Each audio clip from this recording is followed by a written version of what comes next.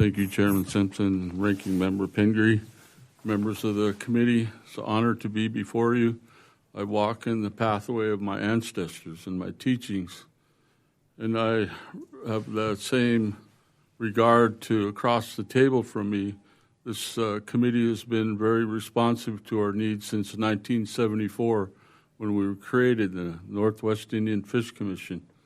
We'd won a case, the United States sued the state of Washington, and we prevailed. It's the United States versus Washington. Earlier, you had Yakama Nation here, which is a party to U.S. v. Washington and Oregon v. Washington. And you read and see in our written testimony what those treaty rights mean to us.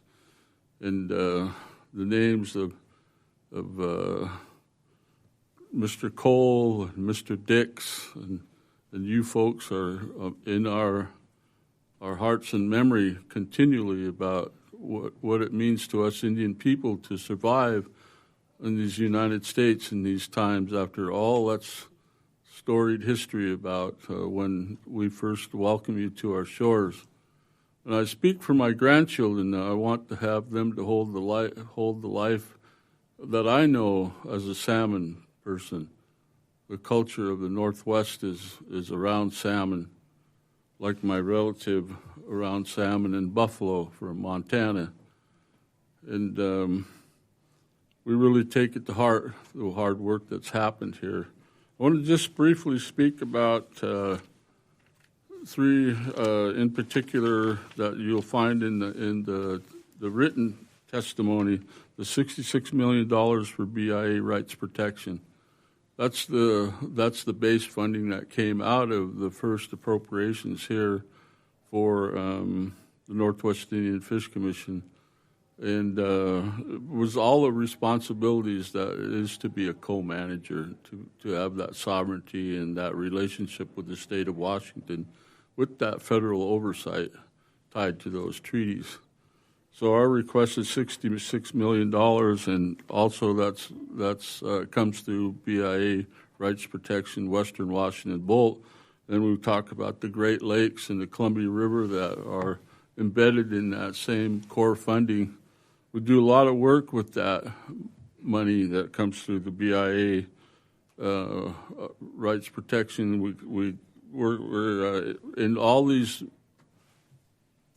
places where we have to regulate these fisheries, the Pacific Fisheries Management Council, Pacific Salmon Treaty come into play, Magnuson-Stevens Act, all of those rules and regulations. And so there's a lot of challenges in that because what was once in that era of collecting all that data is not accurate. It's been changed in so many ways because of impacts in the ocean and our natal streams, survival rates, no cool, clean water for those adults. They're dying pre-spawn.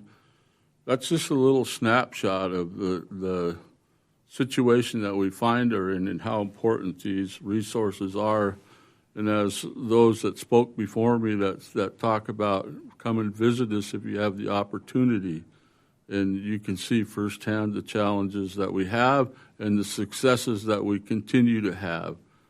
There's a real balance between, our ESA-listed stocks and those other stocks that are kind of falling in those kinds of categories. And so we're talking about data that gets outdated, that's a relevancy to our Pacific Salmon Treaty funds or in the state comes through commerce. So those are some of the issues that are front and center with us, and we're really challenged with the resources that we have. We have had great success here. We look forward to more. We'll speak just a little bit about our wildlife, which is unmet need, and you both are familiar with RHOB because I believe you're both on that challenge of getting that kind of funding that will give us all access to those dollars. So we have an unmet need in our appropriations request of $2 million for that wildlife program. A little bit about our hatcheries. They're That's a $15 million request. We release 44 million salmon a year out of those hatcheries. We have an extensive network of tribal hatcheries. We're also tied in with U.S. Fish and Wildlife hatcheries. There's 3 of them. Those are highly successful if you can work through the ability to capture them in our fisheries through all of those regulations and encumbrances to conservation, which we adhere to. And those are the types of visits that we're prepared to have if you come out and discuss further our challenges in properly using these funds in our appropriations requests. As salmon people, we face many challenges. On another plane, we have to discuss ESA and Marine Mammal Protection Act. Predation is really a problem in all over the West Coast, actually. There's some conflicts there that we hope to resolve.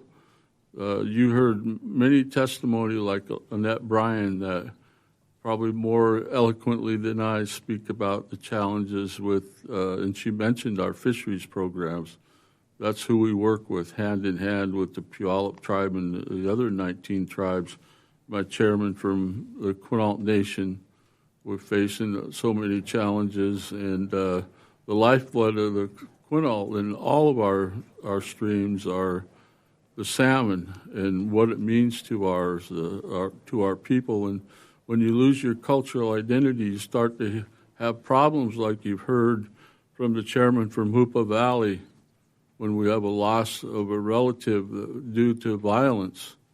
And we want to give them hope, and I appreciate your willingness to let me speak today. And we have lots of work to do. We embrace that, and thank you for your time. Thanks, Ed. John, you're next.